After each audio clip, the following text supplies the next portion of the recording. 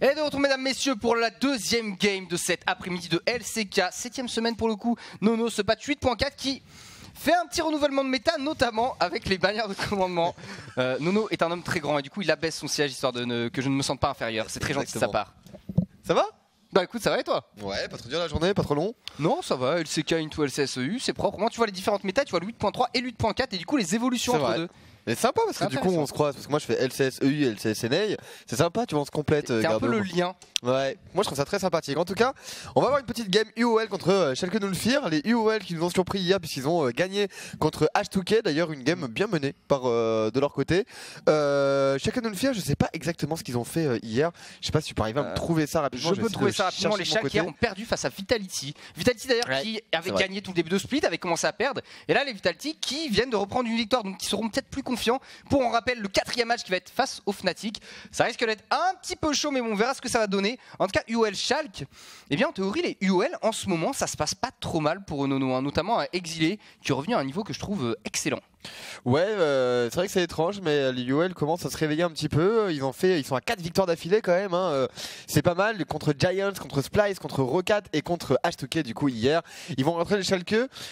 Ils ont l'air d'avoir compris, en tout cas d'avoir une stratégie avec un mid laner justement qui tape fort. Il a 2 victoires sur Azir de suite, il a une victoire sur Ryze. Enfin bref, si on arrive à mettre justement dans les mains de Exilé des champions finalement qui peuvent avoir un contrôle de mid lane, en général ça se passe bien pour le reste de l'équipe. C'est vrai qu'il commence à se trouver, même White Knight, hein, on sent qu'il a pris un petit niveau quand même au niveau de la top lane. On voyait qu'il était peut-être un peu dépassé au début quand il a rejoint justement la scène compétitive. White Knight qui était connu justement pour être un, comment on appelle ça, un top challenger. Ouais, mais un mec en fait il peut absolument tout jouer en fait, White Knight. Et c'est vrai qu'ils lui ont donné ils lui ont donné une chance. Je sais pas quelle équipe d'ailleurs lui a donné une chance en premier. Il y a eu le PSG. Le PSG. Il y a eu le PSG. Je crois que c'est le PSG qui a donné une chance l'année dernière. Non, je crois qu'il a fait un truc avant. Alors potentiellement, je vais essayer de. J'ai un doute. Je vais te dire ça exactement. Hop, je vais retrouver l'historique du joueur. Avant le PSG. Oui, il y avait Alternate. Effectivement, il y a eu les Alternate en 2013, mais c'était il y a longtemps du coup. Mais Alternate 2013, ensuite c'est 2017 PSG. Il était pas top laner. Il y a eu les NIP aussi. NIP. Ça fait PSG, NIP, UOL. Mais chez Alternate, il était top laner. Chez Alternate, il a été sub. Il était sub à chaque fois, ouais. Ok, ouais, donc c'est PSG effectivement qui lui a donné sa chance en premier.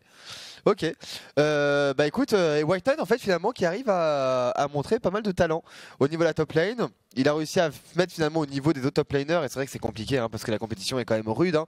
Au niveau des LCS Europe, il faut quand même arriver à tenir le niveau entre les Odo Amné, les Vilchachi, les Cabochard, les Soaz et autres.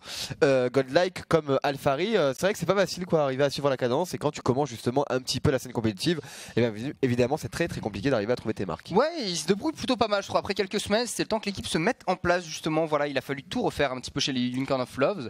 Et Exilé, j'ai l'impression, est beaucoup plus en confiance et ça fait beaucoup de bien. Du coup, face aux Schalke, alors les Schalke, ils avaient été annoncés comme une équipe qui était excessivement forte, notamment dans les scrims. Hein. C'est Duke qui avait dit ça, ils sont super forts dans les scrims, mais ça, ils n'y arrivent pas. Sur scène, c'est compliqué, ça marche pas super bien. Alors, ils sont pas mauvais du tout sur scène, mais c'est pas exactement ce qu'on attend d'eux. Ils ont un moment une mid lane qui est ultra forte.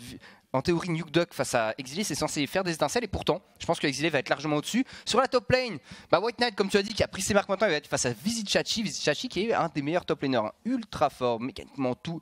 Il fait tout très bien. Du coup, je me demande ce que va donner ce BO. Je donnerai l'avantage, en théorie, au Schalke dans les conditions habituelles. Mais avec la forme actuelle des UOL, eh bien, j'irai peut-être un 60-40 pour UOL. Ouais, je pense effectivement l'avantage est pour UOL. C'est vrai que c'est très étrange que Schalke 04 ait du mal à performer. Ils sont actuellement à 1, 2, 3, 4, 5 pour 7 défaites je crois. 2, 4, 6, 7. Ouais, exactement. 6-7 pour le moment. Non, 5. Ah bon 6-7 Bah 6-7, ouais. Ah ouais. Non, Schalke 04, 5-8, voilà. On est d'accord. Pardon, je regarde pas. On est d'accord, effectivement, les Schalke 04 qui ont bien commencé justement au début, on disait que NuckDuck avait pris enfin du niveau et arrivait surtout à le montrer sur scène parce que c'est vrai qu'il était connu surtout pour ses talents en scrim, mais ça se reflétait pas du tout sur scène. Là, cette fois-ci, tout le monde l'a encensé NuckDuck en disant c'est l'année de NuckDuck, ça y est, enfin, il va pouvoir performer, il va pouvoir montrer au reste du monde que ses mécaniques et son skill ne se limitent pas uniquement aux entraînements, mais il arrive à le montrer sur la scène compétitive. Sauf que il y a quand même pas mal de soucis hein, du côté des Schalke 04. On a un top laner Vilchachi effectivement qui a du mal quand même à trouver ses marques. 22% des dégâts de son équipe, ça reste très peu. Un Pride dans la jungle, qui fait 10% des dégâts de son équipe, ce qui est ridicule, même s'il joue des champions comme Sejuani et comme Zac, il est pas, on le sent pas vraiment performant ou très autoritaire finalement au niveau de ses déplacements sur la map. Ça reste très peu en termes de dégâts infligés pour un jungle. Maintenant, on est sur le 8.4, Rengar a été changé, retour d'ailleurs du Rengar one shot. Ouais, finalement. Enfin le Donc, vrai Rengar, le bon, celui qui reset l'auto-attaque. Pourquoi pas un Pridou qui pourrait exploser sur Rengar et montrer tous ses talents, l'étendue de ses talents sur ce personnage. Alors, ban de Camille instantanément de la part des UOL, on prend pas le risque, Chachi est très bon dessus. Après Camille se gère pas mal avec les pics qui ont été up durant ce patch. Ban Skarner en face, toujours un jungler extrêmement fort ce matin en Corée, c'était full pick ou ban bien sûr. Cassio Rise, on enlève les deux. Avec le up de l'Archangel d'un autre côté, c'était presque certain. Et on ne touche pas à Anivia. Anivia, moi j'ai hâte, c'est de la revoir régulièrement dans la faille de l'invocateur Nono. Ouais, c'est vrai que c'est pas mal, c'est un bon champion. C'est beau, c'est spectaculaire. Anivia quand c'est bien joué. Et en tout cas les bans là qui s'enchaînent pendant que les coachs délivrent leur partition à leurs joueurs. Chippy et Guilotto. Attention. Ban de Caitlyn, Cassiopeia, Camille du coup pour UOL. Apparemment on n'aime pas les personnages qui commencent par le C. Ouais, par contre il y a Azir qui est dispo pour exiler Exilé qui a un Azir en ce moment qui est ultra chaud bouillant. Galio aussi qui est toujours laissé up. Le Galio qui est super efficace avec le Liandry actuel d'ailleurs. Oh, faudrait faire gaffe parce que là Exilé pourrait aussi partir sur un Galio. Ça marche très bien comme pick, il a pas encore joué sur ce split. Mais en soi, alors son Azir est très bon, mais le problème c'est que s'il prend Azir et que Nuke Dog prend le Galio, ça pourrait être difficile. On va sécuriser le tout en prenant une Tristana pour sa Mux.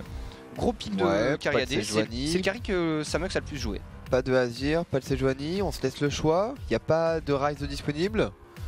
Bon, effectivement, on décide de partir directement sur un first pick de Tristana. À mon avis, ça va être un champion qui doit embêter terriblement les UOL à chaque fois qu'il tombe contre. Et c'est pour ça qu'il décide de le récupérer. Ce qui va évidemment laisser le champ libre à chacun de nous le faire de récupérer le champion de leur choix. Que ce soit justement un Azir sur la mid lane, une Sejuani dans la jungle, pourquoi pas. À moins que Pride décide de nous surprendre avec des mécaniques sur Rengar, pourquoi pas.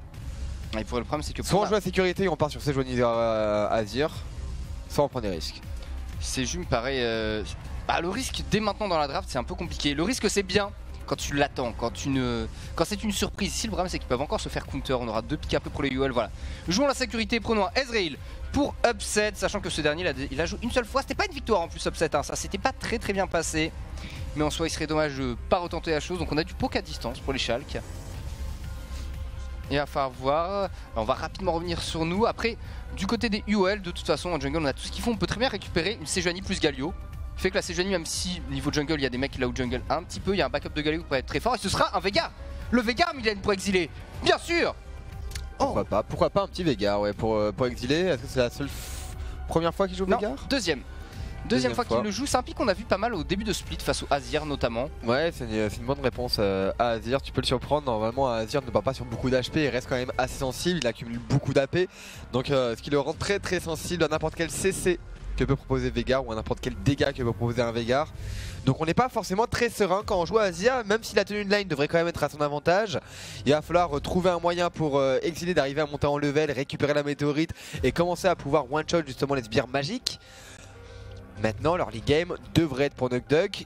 Et du coup, pourquoi pas justement coupler un Azir qui a une pression sur la lane avec un jungle agressif pour Pride. On a le choix. Pour le moment, en tout cas, les deux jungles n'ont pas été récupérés. On va probablement voir des bans au niveau de ce rôle, à moins qu'on décide de target la top lane. En tout cas, c'est le choix des Shackle Nulfir avec un ban de Shogat. Le ban de Shogat, ça pourrait contre White Knight. Ça pourrait le Sion a du mal face à Shogat, notamment à cause de son pool HP. Il peut se faire cancel son cleave par deux des spells de Shogat. C'est un petit peu difficile à gérer. Plus le pourcentage de HP, bien sûr. Du coup, là, il n'y a même pas besoin de ban le Gnar. Si tu te laisses le Sion open, il y a Trundle qui peut être gênant. Et encore, hein, ça se gère normalement sans trop de problèmes. Donc là, côté des Schalke, ça peut assurer une sécurité. Ça peut assurer aussi un très bon engage à grande distance. Le Sion, très bon clear. Ouais, en tout cas, pour le moment, ce sont des bans au niveau des jungles pour UOL. On a le first pick, hein. Schalke, ils ont peut-être justement tout intérêt à essayer de target un maximum le rôle qui veut le first pick en deuxième rotation. Empêcher des réponses potentielles des UOL. Et j'ai l'impression qu'on s'est dirigé vers un autre ban de top laner et c'est un Horn effectivement qui a été enlevé. Ah bah non. Là c'est malin, justement, on a le first pick hein, pour chacun de nous le faire. À mon avis, ils ont un plan en tête. Que ce soit un Gangplank, un Gnar, pourquoi pas. Qu'est-ce qu'il y a d'autre? Un Sion, tu l'as dit. qui peut être efficace aussi pour Schalke. Ouais, parce que le Sion gère très bien le Gnar à lui seul, normalement ça doit pas poser trop de problèmes. Jarvan qui a été ban de la part des UOL. Ouais, autant sécure évidemment la jungle dès maintenant, hein, parce qu'après en tant que jungler, il y aurait toujours évidemment la Sejuani qui est dispo. On a Sejuani et Zac, donc les deux sont plutôt intéressants. Le Zac a comme l'avantage d'avoir une plus grande range. Et on sécure le Zac. Et ouais, et donc du coup ce sera pas un Pride qui va évoluer sur un champion agressif là dans la jungle, c'est très embêtant. Ça m'embête. Bon, en tout cas, j'aurais bien voulu voir ce que Pride peut arriver à proposer justement avec cette nouvelle méta qui te permet de récupérer aussi bien des smites rouges que des smites bleus. Donc finalement qui te donne une opportunité d'être agressif au niveau de la jungle. On décide de le faire partir une nouvelle fois sur un personnage tanky. On rappelle qu'il fait quand même très peu de dégâts pour son équipe. Certes il joue des Sejuani, certes il joue des Zac, mais ça reste quand même très peu en termes de dégâts infligés par rapport au reste de son équipe.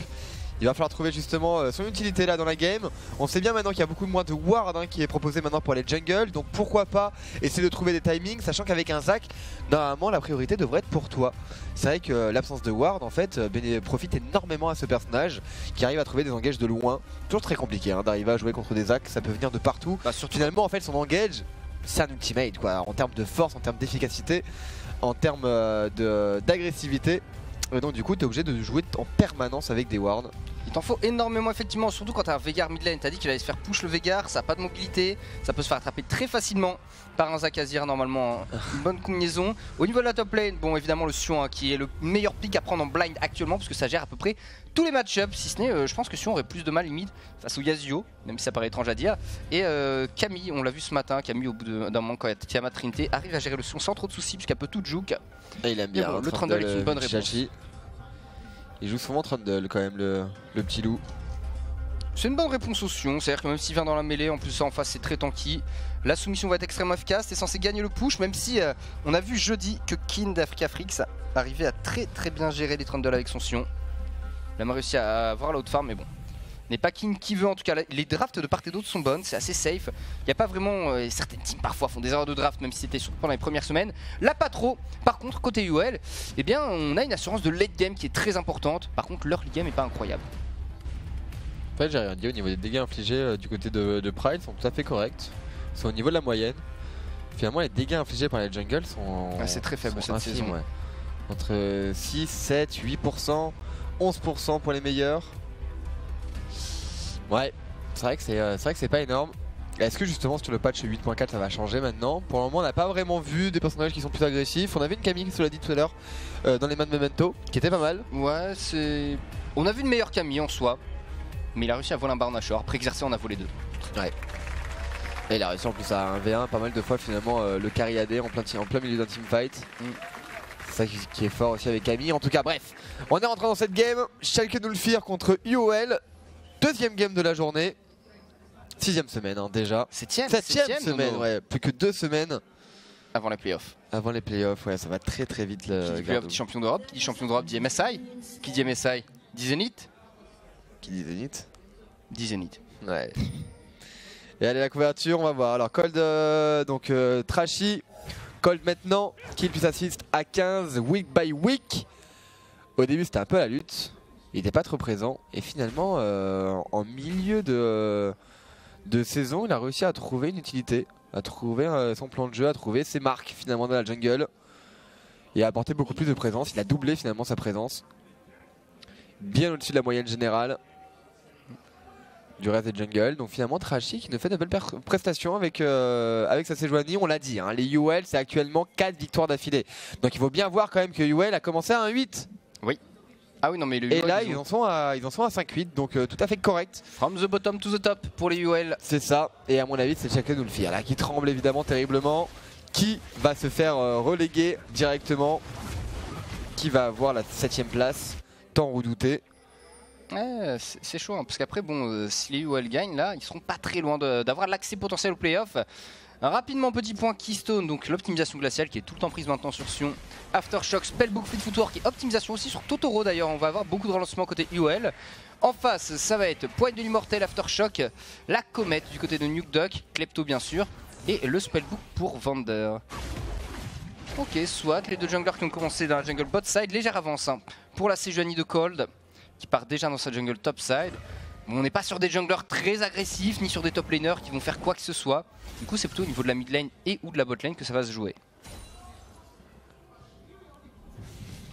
Et allez, sur la mid lane pour le moment, c'est la lutte pour Exilé, il va avoir du mal à récupérer de la steal, surtout que c'était bien géré là par Nugduck. Et regardez, il en profite pour arriver à push son adversaire directement sous la tour. C'est Exilé du coup qui perd beaucoup de creep, 4 CS de moins quand même sur les 2 premières waves, ça reste quand même non négligeable. Et on voit en plus que c'est un Nugduck qui arrive aussi bien à récupérer de la steal qu'arriver à trouver son POC sur son vis-à-vis. Et ça pour un Veigar, heureusement il joue avec Grimoire déchaîné, donc on pourra récupérer le téléporte éventuellement. Mais ça va être embêtant de passer derrière un Nugduck. Sauf qu'on voit que Pride probablement va essayer de jouer agressif, peut-être dans la jungle adverse. Pour le moment il n'y a pas vraiment de contestation de la part des des buffs adverses même. On décide plutôt de partir sur une route assez longue. Totoro d'ailleurs qui joue intelligemment, qui va réussir à récupérer la vision au niveau du groupe adverse. Donc ils savent que Zac est au niveau des golems top probablement. Totoro qui en profite peut-être pour essayer d'aller libérer son mid laner exilé. Il est pas tout seul Totoro, il y a Cold qui est pas pas loin. Ils vont pas faire ça, bon on va juste aller récupérer le carapateur pour les junglers comme tu l'as dit. Il n'y a pas grand chose, ça va pas se bagarrer énormément en théorie dans la jungle. Et Exilé, son but c'est de tenir. Tous les Veigars qu'on a vu face au Azir depuis le début du split se faisaient outfarm, de toute façon c'est le principe du personnage. Mais arrive le moment de toute façon tu outscale, où Veigar a son utilité via la cage aussi qui est extrêmement importante. Et en fait du côté des UOL, on a beaucoup de contrôle. White Knight qui fait l'engage à distance, Cole pareil, plus le permafrost, Totoro, potentiel dévoration et Houston et la cage d'Exilé. Et ça la cage d'Exilé ça peut complètement cancel même un jump de Pride s'il le sent bien là Nathan. Ouais, c'est pas mal, ça va arriver directement sur Vichachi, le chain CC est pas mal. On va essayer de conserver probablement le pilar pour forcer un flash, ça passe. White Knight, plus de flash au niveau de la top lane, attention, re-engage de Pride. Et en plus avec un Sion, t'as pas spécialement envie de passer derrière un Trundle, ça clairement pas. Surtout que t'as pas du tout les arguments finalement pour arriver à embêter un Trundle au bout d'un moment. Parce que même si tu pars sur une manière of command, finalement Trundle va pouvoir taper assez fort sur les sbires. Bah, en théorie t'as pas de quoi, après en termes de 1v1 pur, il y a Kin qui avait géré ça avec... c'était la Bramble Vest suivie d'un cœur gelé. Et ça se passait plutôt bien pour lui. Ça a fait Bramble Vest, cœur gelé, Tabi Ninja en soi. Et il a commencé à outfarm le Trundle. Bon après voilà, c'est parce qu'il y avait aussi une différence de niveau entre les joueurs. Mais en théorie, bah ouais, t'as pas le choix, tu joues juste le clear et le Trundle est censé avoir de l'avance en termes de match-up. Bon, on pourrait croire en tout cas que Vichachi est devant en termes de level par rapport à son vis-à-vis. Il a quand même beaucoup plus d'expérience que son adversaire. Et il n'y a pas de flash, il n'y a plus de mana maintenant du côté de Vichachi. Il va falloir prendre le back, on récupère de l'acide le plus rapidement possible. White Knight qui essaie d'égaliser le plus rapidement possible aussi pour pas se laisser justement distancer par Vichachi et l'empêcher de faire son roam, voire même de pouvoir conserver son téléporte. Attention, Nugduck pour le moment qui est assiégé, la part Cold et Exilé. Flash out instantanément, on a quand même récupéré la cleanse évidemment pour Nugduck. On n'a pas envie de se faire surprendre. Et c'est vrai que c'est ça qui est fort avec Veigar finalement, c'est une cage, bah, c'est un flash obligatoirement. Soit un flash, soit un dash ultra rapide de Nugduck, vu que la cage est plus instantanée comme elle l'était avant. Il y a disons une possibilité de réaction, mais voilà, faut vraiment être chaud dessus. Bramble Vest en tout cas dans les poches de White Knight, Vichachi qui a le Tiamat, et Vichachi qui revient sans téléportation, elle avait réussi à faire le push avant, donc là on a un gros TP advantage du côté des Schalke. Du coup si Pride arrive à venir gêner White Knight sur la top lane dès maintenant, et bien ce dernier va perdre énormément sur sa lane, étant donné qu'il devra revenir à pied. Ça peut être intéressant peut-être pour Pride de se diriger là-haut. Cole lui qui ne va pas perdre de temps et qui va essayer d'aller gêner un petit peu ce Trundle.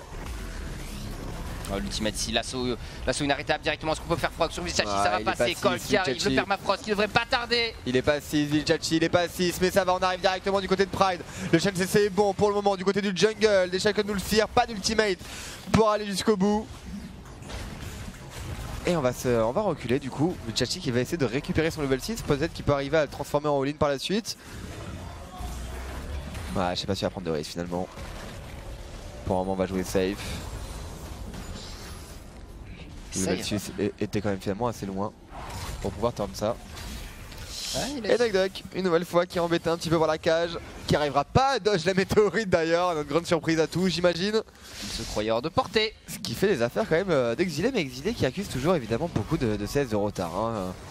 C'est lié notamment au travail monstrueux qu'a fait Nugduck en early game, la pression qu'il a installée petit à petit.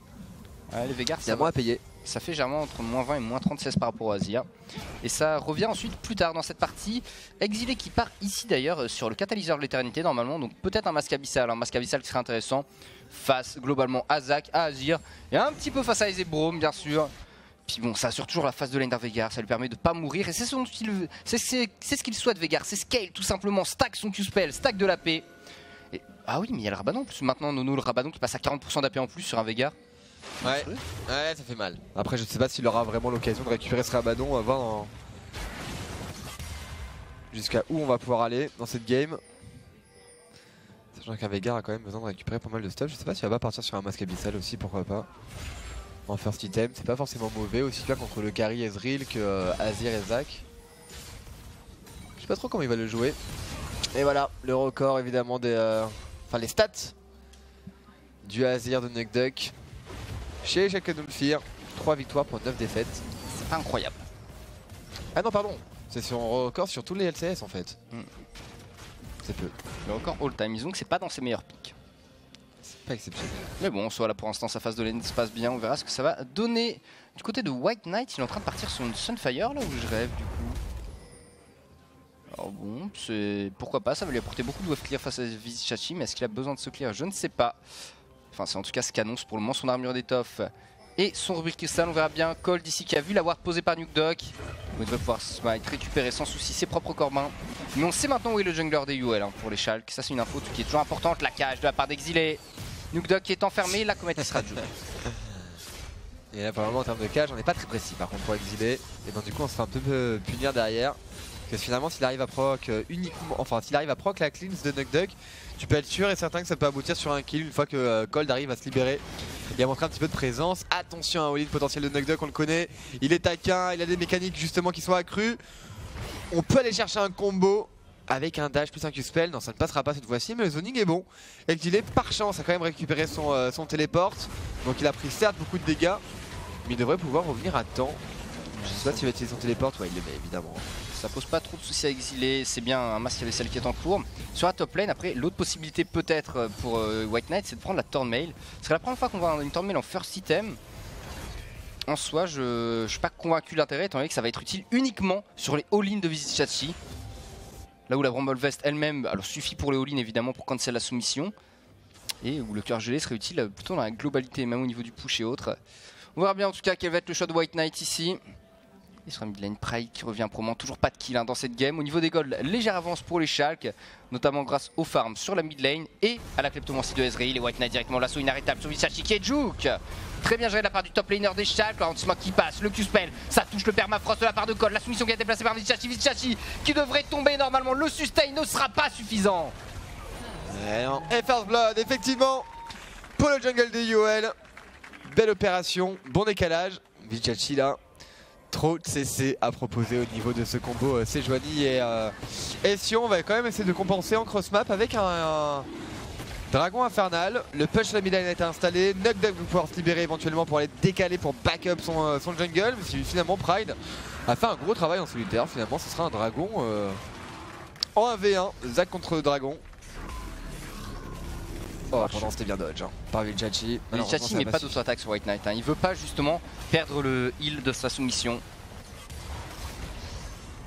Il en met juste une à la fin. Ouais. Là. L'auto-attaque a été fatale. Et dans tous les cas, ils étaient beaucoup trop nombreux. Et Zekol qui va aller récupérer ce héros de la faille, lui de son côté. Est-ce que ça va être contesté? Je ne pense pas. Alors, White Knight qui fait exactement le build qu'avait fait Kin, c'est-à-dire Bramble Vest, Tabi Ninja, linceul de glace. Du coup, il a revendu son rubis cristal, ça veut dire.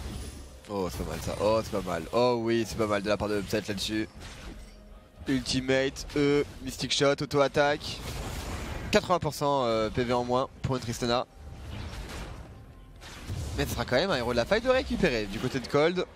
Et les deux jungles, certes il ne s'est joigné un Zac, mais les deux vont faire des objectifs en solitaire. Pas de problème. Est-ce qu'on peut bait? Est-ce qu'on peut bait Veigar? Est-ce qu'on peut bait Veigar? Petit, viens ici. Et voilà, directement le bump qui passe. Est-ce qu'on a l'ultimate? Oui, Pride, non! Qui va pas le canaliser, je crois, je sais pas s'il pouvait. Ou s'il a préféré éviter. Mais donc du coup ce sera un flash qui sera conservé par Exilé, donc un bon bump de Pride. Mais on n'arrive pas à punir derrière finalement. Étonnant. Étonnant effectivement. Pride qui va s'utiliser quelques corbins à Cold. Pas de smite disponible pour Cold. Pride aurait peut-être pu tenter un petit peu plus loin. On prendra pas de risque pour le jungler.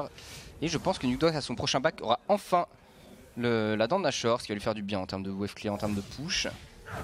Du côté d'Upset par contre, c'est la Muramana qui est en train de se stack. Enfin, l'alarme de Hades pour l'instant prête à évoluer. La question est où est-ce qu'on va poser ce héros de la faille pour Cold? Parce que Cold du coup là il a pas de couteau du pisteur. il peut même pas poser de ward. Et plus tu gardes le héros de la faille longtemps, plus tu crées un déficit de vision dans ces conditions-là pour ta team. C'est aussi un truc à prendre en compte, c'est qu'à partir du moment où t'as pas de couteau du pisteur, eh bien ça devient vite problématique. White Knight avec le fameux build de King qui maintenant gère très bien la lane.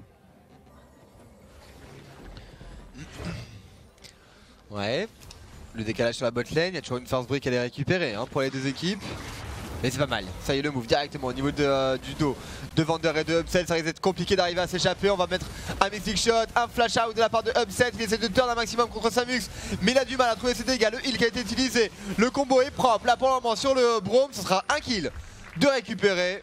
Et finalement Upset qui arrivera à s'échapper de cette situation délicate. Chase par Samux uniquement, mais ça ira pour lui, du coup on perd juste, je dirais, un support et côté des Sharks. Pas voulu commit plus que ça, je sais pas s'il avait sa bombe encore disponible. J'aimerais bien voir le move. Parce que je suis étonné qu'une Tristana n'arrive pas à tuer un Ezreal. Il y a eu le heal utilisé de la part des deux. Ouais, mais je vois qu'il a encore ultimate Samux, peut-être qu'il avait pas cette mana. Pas de bombe aussi de disponible. Enfin bref, on arrive à s'échapper du côté de Upset, ce qui reste une belle opération. Et on pourra pas débloquer des kills pour autant. En tout cas c'était un bon move, Totoro et Trashy qui ont été inspirés là-dessus. Pour arriver directement dans le dos de Upset et Vander. Et là qu'est-ce qui se passe? C'est une bonne utilisation en fait du tank. Et où sa bombe à Samus? What? Et là il vient de la mettre. Et comme il se dit que c'est un peu tard, s'il fait un flash in après il y aura le Market qui va revenir trop tôt. Il y avait Azir et le reste effectivement. Ok. On n'a pas voulu prendre plus de risques que ça. Oh la bannière de commandement. Elle est arrivée Nono du côté de Vizicachi. Dave. Et allez engage là sur Exilé, le flash out. Oh c'est pas mal, c'est très très bien même. La partition impériale directement c'est linké. C'est vrai une véritable balle rebondissante Exilé. Et qui devrait tomber. Ou qui devrait tomber effectivement sous les coups de Nugdug. Belle opération. Il le tue à 5. Plus de flash du côté de Exilé. Plus de flash pour Pride, mais c'est un Nugdug qu'on se revoit une nouvelle fois, c'est 2 sur leur spell. Nugdug, pour un moment 14 minutes de jeu, toujours pas embêté finalement aussi bien par Sejuani que par Veigar. Et en plus il arrive à être devant en termes de farm. Excellente opération et ça c'était pas mal, Pride qui a pas hésité, il arrive à trouver un CC, il link directement avec un flash in et son ultimate. Et Exilé quand même qui arrivera à trouver le wave clear. Et ça c'est une belle opération, parce que mourir ok, c'est embêtant. Mais de pas offrir l'opportunité de récupérer une tour. Et regardez le décalage nouvelle fois de Trashy et Totoro, ça arrête pas de bouger dans cette game. Vander qui prend énormément de dégâts, Samux, facile à aller jusqu'au bout. Non, c'est Totoro pour le moment qui se fait un petit peu agresser. Belle ultimate de Samux pour arriver à protéger son support. Mais ça restera quand même 2 Summoner Spell en moins pour Totoro. Oh, Cold. Bah ça va. Il m'a fait peur. Ready. Il m'a fait peur Cold ici, mais bon, ça se goupille plutôt pas mal. En tout cas, très bonne gestion de ce gang tout de même de la part de Upset et Vander ici. Le coup de tête du héros de la faille sur cette tourelle. Il faut la gratter cette tour, il faudrait la gratter aussi vite que possible pour les UL pour commencer à faire un swap lane. Attention Vander ici qui cancelle l'arrivée de Pride sur le côté. Totoro qui va donner sa vie, qui pourra pas s'échapper. On laisse le kill Upset bien sûr. C'est un aise, il a besoin d'être très très fort en mid-game. Pour l'instant le héros de la faille était complètement ignoré, il met quelques buffs à la tourelle et voilà, enfin terminé.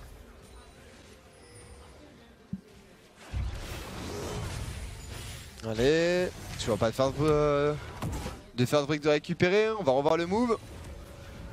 La défense qui est bonne, ouais, l'IUL là qui est un peu trop forcé, pas de flash sur Totoro. Ils ont probablement pensé qu'ils allaient essayer de défendre sur les héros de la faille. Mais finalement les héros de la faille n'ont pas assez de dégâts pour récupérer cette T1. Donc pas de risque plus que ça pour chacun nous le faire. Le bon bas. Ouais, regardez Samux comme il joue. Il va absolument récupérer le wave le plus rapidement, la wave le plus rapidement possible pour arriver à débloquer les quelques auto-attaques qui manquent à la récupération de cette T1. Et normalement elle devrait tomber, donc 650 gold pour Samux. Belle opération ça pour une Tristana, partition impériale de Nugdug. On se replace directement, on panique pas du côté de Nugdug, toujours pareil. 16 minutes de jeu, toujours la cleanse, toujours le flash. Il panique pas. Game. Et 180 CS aussi à 16 minutes 30 de jeu. Ouais c'est propre. Vizicachi, la soumission sur White Knight, juste histoire de se heal un peu. Il a besoin de sustain sur sa lane, voilà. C'est un peu comme à une époque, tu sais, l'ulti de Mundo, juste pour te heal et rester sur la lane. Et bien c'est le même principe, Exilé s'équipera à partie, mais il y a Totoro qui est là en backup. Et Cold Pride qui est un petit peu isolé, l'arrivée de Nugdug un peu tard. Est-ce qu'on peut s'échapper?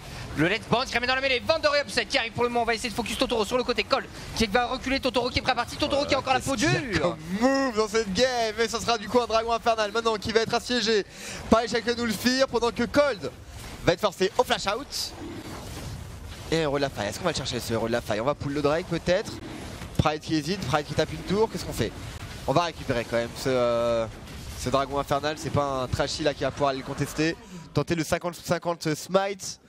Prendre le risque de rater le smite. Offrir son boule derrière. Ça aurait fait beaucoup de gold. Mais en tout cas c'est une game qui bouge beaucoup Gardoum. Ça bouge énormément, effectivement, c'est plaisant je trouve. Après les dragons sont redevenus un peu plus prioritaires qu'avant étant donné avec le up de l'ancestral. Si tu es en stack au début, on l'a vu dans la game précédente, hein. Ah ouais, si tu commences en stack au début des drakes, les adversaires sont forcés de les contester un moment. Et c'est là où tu peux justement un petit peu mieux gérer la gestion de tes opposants, le jumping à part de Samux. C'est gourmand, c'est gourmand. Il y a l'ultimate sur Cold, il n'y a pas encore d'ultimate en plus sur Cold. C'est un peu greedy, téléporte instantanément de la part de Vilchachi. On va aller jusqu'au bout, peut-être exilé qui est dans le dos. White Knight aussi qui s'est fait bloquer directement par le pilar. White Knight pour un moment qui est assiégé directement par les auto-attaques de Nugduck. Nugduck est obligé de se replacer face à la présence de Vega et ce sera un kill de récupérer pour Trashy, double kill pour les UOL. Et c'est Exilé qui court. Regarde Exilé, AV3, on va récupérer un kill, peut-il le faire? Il a encore son ultimate disponible. Il va essayer de trouver les dégâts. Voilà, l'ulti est placé sur Zac. Si on tue le Zac, Gardoum, c'est un Nashor. C'est un Nashor, alors à 18 minutes de jeu Nono. C'est pas de Nashor, Gardoum. C'est la tourelle au moins, c'est pas loin. C'est pas mal. Non, mais c'est bien. C'est bien, une mid, attention ici Nugduck, Cold et Totoro qui part derrière. Vander qui tombe finalement, Nugduck qui est complètement repoussé. C'est peut-être une T1 et une T2 Nono. Ah c'est propre, c'est propre, c'est propre, il faut le dire. Pour un moment les UOL là qui arrivent à bien se réveiller, partition impériale heureusement qui arrive à temps. Et c'est vrai qu'on n'a pas parlé mais finalement ils ont deux moyens d'arriver à cancel les ultimates de Sion. Aussi bien par la partition impériale que par le pilar justement de Trundle. C'est vrai qu'il faut quand même avouer que c'est sacrément fort en counterplay. Bon malheureusement dans ce fight ça n'a pas suffi. On va le revoir d'ailleurs ce fight qui était pour moi très forcé par UOL compte tenu du fait que Cold n'avait pas d'ultimate disponible. Donc il aurait pu se faire turn mais voilà, double téléport de Sion et de Vega. Exilé il est derrière, il est complètement oublié. Et à un moment on croit qu'il va se retrouver un V3 et en fait il a confiance dans ses mecs qui vont pouvoir tuer leurs opposants et avancer. Parce que là du coup forcément du côté de Chalk on commence à reculer. Donc Exilé lui il va zoner 3 personnes à lui seul. Ouais. Et ensuite comme il sait qu'il y a ses mates en backup, et bien il peut continuer de faire un flashing agressif. Qu'est-ce qu'il y a catch upset? Où ça upset Upset est mort en fait en premier, j'ai pas vu comment. Il commençait à s'avancer, il était mal placé en fait, il arrivait par la bot lane, il a commencé à remonter. Il y a eu un petit problème de placement au lieu de se décaler vers la droite, c'est d'avancer de façon un peu trop brutale.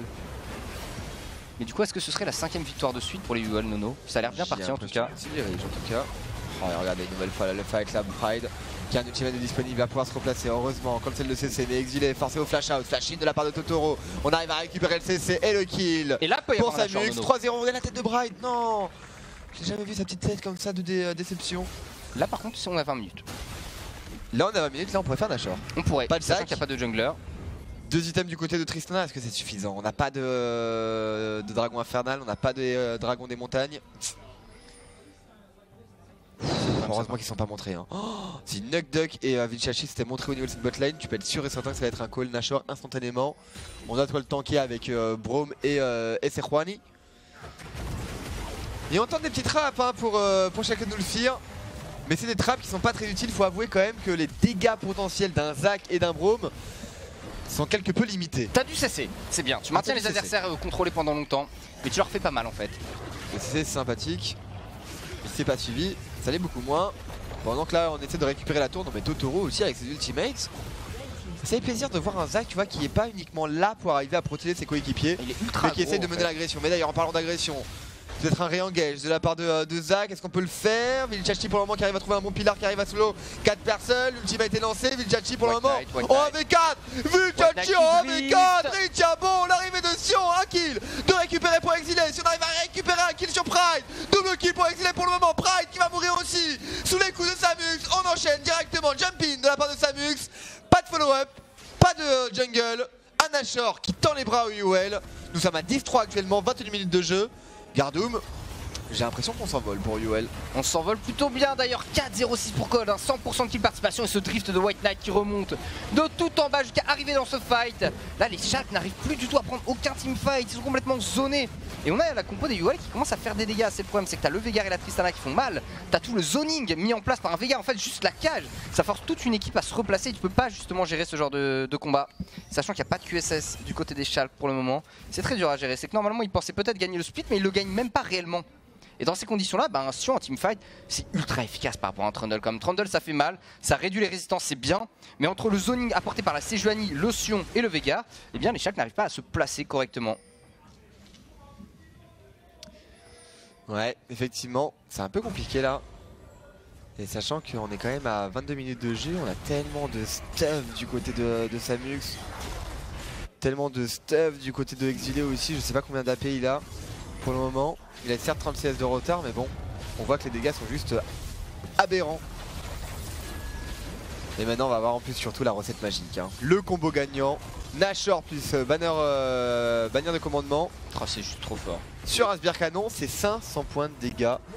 Ouais, t'as le sur droit de 1000 de range. C'est à peu près 10% des dégâts des tours. 1500 de range. Peut-être 1500 de range. Ça ressemble plus à 1000 que 1500. Ouais, je pense que c'est plus 1000 que 1500, mais Ouais, regardez-moi ces patates, évidemment des intégrateurs. Hein. On est obligé de le conserver le désintégrateur maintenant. On peut plus le spam comme on le faisait avant en early game. Maintenant, tu dois le garder, le conserver pour récupérer justement ces minions qui sont boostés. Et pouvoir cancel un petit peu un push. Allez, ça y est, le premier dragon infernal là qui va être récupéré du côté UL. On va laisser probablement Samux le récupérer en solitaire. Ça va être le premier dragon des UL. Et heureusement qu'il le récupère, parce qu'on rappelle que comme le deuxième ancestral ça booste non pas de 50% mais de 100% les Drake, si les Shulk avaient eu les 3 ça aurait fait 24%, il serait passé à 48% d'AD d'AP en plus. Ce qui peut devenir un petit peu compliqué à gérer. Les UL avaient besoin de ce dragon 1. Obligatoire, c'est récupéré, ça y est, c'est un peu plus tranquille pour eux bien sûr. Et on revoit, vous revoit la langage qui est faite par les Shulk agressifs qui va aller chercher loin, mais voilà, première cage de zoning. Ça permet aux UL de se replacer, de zoner tranquillement. Là on a le Sion qui arrive de la bot lane, et ça va juste être du zoning mis en place par l'UL, l'ultimate à côté, le chouchou, ravageur. J'arrive. Voilà, j'ai gagné au final, mais et ouais, pour le moment on n'a pas assez de dégâts pour Nugduck. Regardez pourtant le nombre de dégâts qu'a fait Nugduck. Hein. J'imagine que tous les HP qu'ont perdu les UL, en fait c'était uniquement Nugduck. Ah bah voilà. J'imagine bien les amis, 3551 points de dégâts du côté du Azir. Vijachi 370, c'est dur. 815 du côté de Zac. Pareil du côté de Upset, c'est absolument négligeable pour un Ezreal de faire si peu de dégâts. Sachant qu'il a quand même un énorme travail à faire en préalable en termes de POC. Mais c'est sûr que quand tu tombes contre Sion, Tahm-Kench, Sejuani, bon courage pour faire des dégâts avec un Ezreal. Ezreal, ce qui est fort avec le personnage, et c'est pour ça que d'ailleurs qu'il y a beaucoup de joueurs pro qui considèrent ça comme un champion late game, c'est parce que un skill shot sur un carry adverse, c'est midlife. C'est un skill shot où tu peux envoyer à 1100 de range. Donc finalement il n'y a pas de réponse au mystic shot de Ezreal. Sauf qu'avec une frontline comme celle-ci, comment tu veux que Upset arrive à trouver un skill shot sur un Samux ou un Veigar? C'est impossible. Mais c'est pour ça que c'est aussi bien quand c'est joué avec une double AP normalement. Parce que du coup forcément quand il y a double AP les adversaires sont obligés de prendre de la RM. Et au moment où tu as un gros power spike sur Ez, les adversaires n'ont pas d'armure. Du coup tes mystic shots même s'ils tombent sur des tanks, tu as beaucoup plus d'impact. Là on se retrouve face à des gars qui ont de l'armure. Évidemment de l'armure, un gros pool de HP. Dur à gérer, l'ultimate de la part de Cole qui est envoyé. On secure la tour mid normalement pour les UL. Allez, l'engage. Non, on va pas le tenter. On a plus de Nashor, hein, par contre disponible pour UL. On décide d'ailleurs de pas trop jouer la carte du split push. Avec un Samux quand même aussi feed, 4-0-4. Je vois même pas qui peut tenir Samux en fait dans l'équipe des Schalke.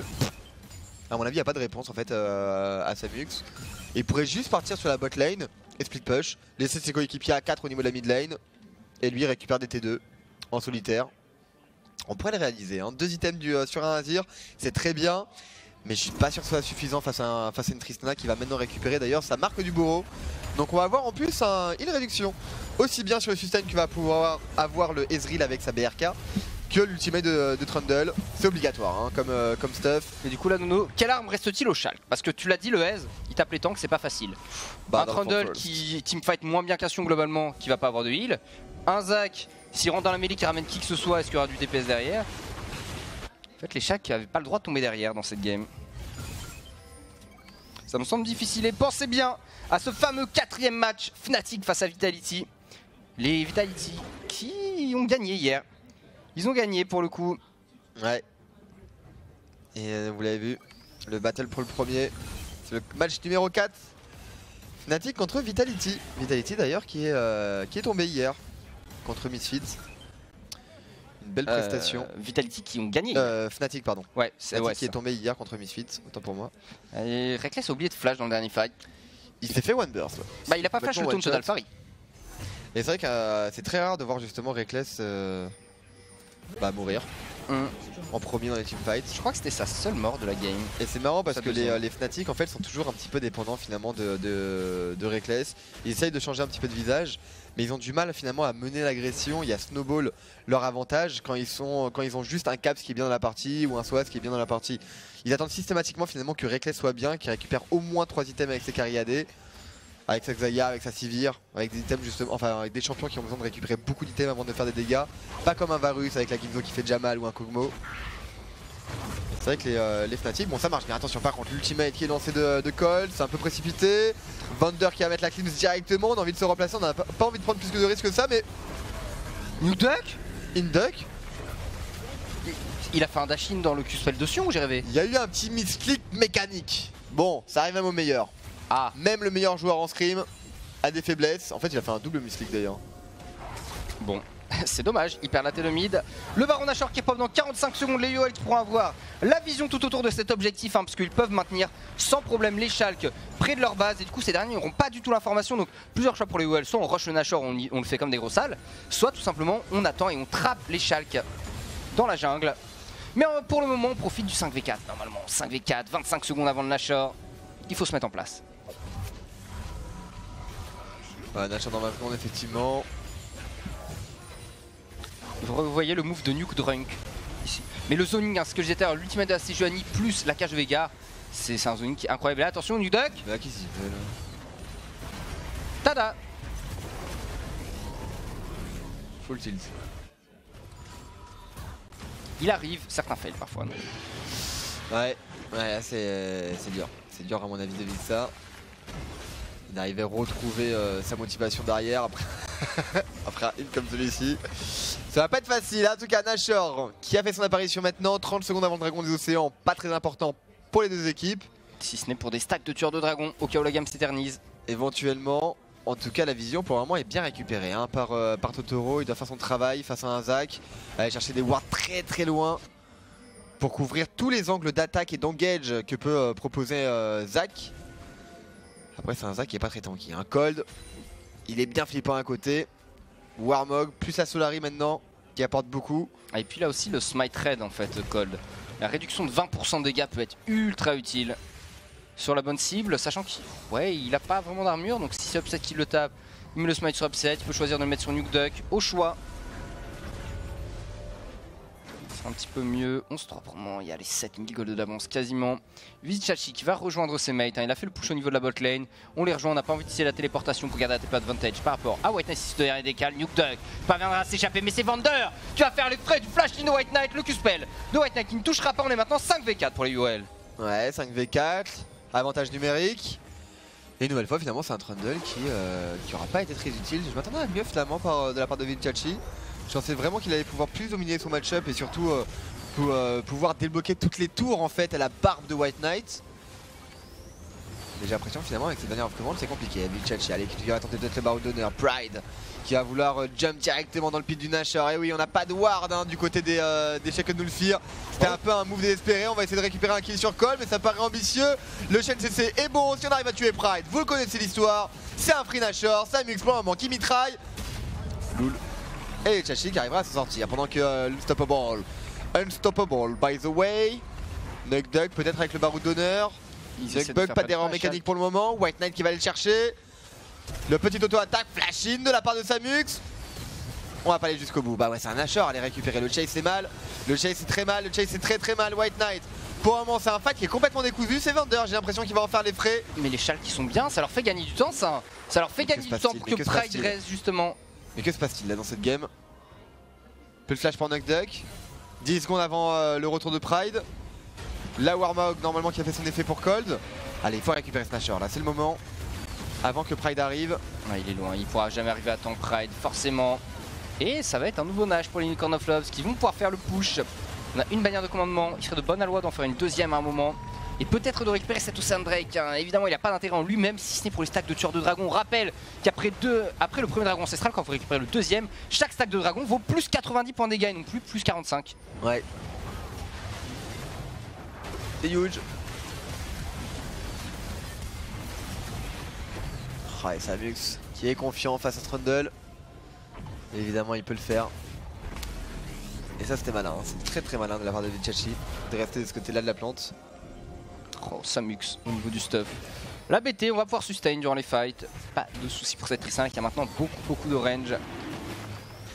On est sur du 655 de range pour la Tristana normalement. Donc, très tranquille durant les teamfights. Exilé en plus ça qui a énormément d'AP. Hein. Voilà, le Rabadon pour un Veigar qui est passé à 40% d'AP maintenant. Ça va avec un dragon ancestral en plus. Un dragon infernal, pardonnez-moi. Tu es normalement tranquille, on va pouvoir aller gratter 7T2 au niveau de la bot lane, Nono. Ouais, pas de contestation. Est-ce qu'on a une bannière of command là à proposer sur le Sbire Canon? Non, elle n'est pas encore disponible. Mais on va pouvoir normalement taper cette tour sans problème. Hein. Level 16 sur une Tristana. Comme tu l'as dit avec une BT en plus. On a énormément de dégâts sur les objectifs. Et le zoning évidemment avec la cage de Veigar. White Knight qui se fait poke par une Nudok mais ça sert pas à grand chose. Ishachi qui se fait stun. Ça ira l'arrivée de Pride qui se fait cancel directement par cold. Tu peux juste pas engage face à Sejuani qui est vigilante. Même si Trashy là il fait quelques ratés, mais voilà, c'est Vichachi maintenant qui est complètement isolé. Pas d'échappatoire possible et imaginable, pas de flash de disponible. White Knight qui va rater son ultimate, mais c'est pas grave, ça débloque les inhibiteurs, la tour, le Sbire Canon qui est boosté, pas la bannière of command et par le Nashor. Et Pride qui va peut-être tenter une Du dernière 500 engage. points de dégâts les proposés, même sur les champions, c'est combien de points de dégâts? Bonne question, j'ai pas les dégâts sur les 20, champions. ça doit être 20, regarde McDuck. 20, voilà, ça doit être une vingtaine. C'est pas énorme. Ah ouais, là on veut que Sbire Canon il tape les tours. Hein. Pride, On veut pas du tout qu'il s'occupe d'un Azir, il n'y arrivera pas. C'est un 5v4 maintenant, Nono, c'est un 5v3. 5v3, tout de même Cold qui va survivre. Le Nexus qui va être assez rapidement, Upset qui tente d'aller jusqu'au bout. Y a rien à faire. Upset qui tombe. Y a rien à faire, c'est un pentakill là qu'il faut aller chercher pour Samux. C'est un pentakill. C'est le seul truc qu'on peut faire là du côté des UL ou du côté des Shaken Nulfir. Offrir un pentakill à Samux. Non, un pentakill ça se mérite, ça ne s'offre pas, Nono. Ah, mais bon, il pourrait. Et les UL, 5ème victoire d'affilée. On le rappelle, hein, les UL ont commencé quand même à 1-8. Et on sont actuellement à 6-8. Gardoum, quel comeback! Alors je sais pas ce qui s'est passé du côté UL, comment ils ont fait pour se réveiller. Est-ce que c'est les autres équipes justement qui ont peut-être perdu leur superbe? Est-ce que c'est les UL qui ont monté en puissance, qui ont arrivé à se trouver? En tout cas, ils nous ont montré dans cette game effectivement que c'était une équipe qu'il fallait respecter. C'était une équipe solide. Mention spéciale bien entendu au coaching staff qui doit faire un travail monstrueux. Clin d'œil à au cher manager Mathias Dieponnet qui m'en a voulu un peu personnellement. Ouais, tu l'avais agressé un petit peu. D'avoir attaqué. Pas volontairement en fait. C'est ça qui était beau. Bon, je vais pas forcer, t'exagères. Okay. C'était involontaire de la part de Bah nous. non, mais bon, pensez quand bien. Quand tu te déguises en licorne, c'est normal que tu fasses un peu de comparaison. C'est pas un déguisement, c'est un kigurumi. Un kigurumi qui est une espèce de pyjama en soi. C'est bon, ça va dans l'ambiance. Après, c'est complètement différent. Je pense pas qu'il le met dans une optique de mettre un pyjama pour aller sur scène. Je ne pense pas. C'est pour soutenir les UL, mais bref. Mais en tout cas, quel travail il nous fait. Il nous prouve en tout cas qu'il a clairement sa place chez UL, puisque l'équipe, écoute, a l'air de bien se porter. Ouais, ça se réveille. Et on leur pas mal de coachs en parlaient en fait. Souhaite, en tout Quand cas. t'es en début de split, tu récupères une équipe qui a été coachée par quelqu'un d'autre. Donc en fait, le début de split, en tant que coach, t'es pas vraiment responsable de ton équipe puisque ils ont déjà tout ce qui est macro, micro, etc. qui ont été travaillés avec quelqu'un d'autre. Et toi, t'es censé amener, au bout de plusieurs semaines, justement, c'est là où tu commences à voir l'impact des nouveaux coachs du coaching staff. T'es censé amener de nouvelles choses. C'est pour ça que les Vitality début de split, c'est une team qui fonctionnait déjà bien, ça a bien fonctionné. Qui a eu un creux. Alors, est-ce qu'ils s'en relèvent ou pas, ça on le verra. Mais finalement, Vitality en soi, c'est le travail de l'ancien coach qui a été très efficace. Après, au niveau des drafts, évidemment, c'est nouveau. Et là, il faut réussir à tout remettre en place. Ouais, effectivement. En tout cas, belle prestation des UL qui vont du coup dépasser le Shackle Nulfir. Ça y est, ils l'ont fait. 5-9 pour Shackle Nulfir, 6-8 tout à fait pour les UL. On monte. Et qu'est-ce qu'il leur reste là comme match aux UL d'ailleurs? Les UL, il va leur rester Vitality, Fnatic, G2 et Misfits. Voilà, il leur reste tous les plus gros matchs en fait au UL. Franchement, il y a moyen. Là, j'ai vu ils sont vraiment très très autoritaires. Ils ont réussi à faire le boulot. Il y avait un Trashy qui a été bon là au niveau de ses déplacements sur la map. On a réussi à tenir au niveau de la top lane.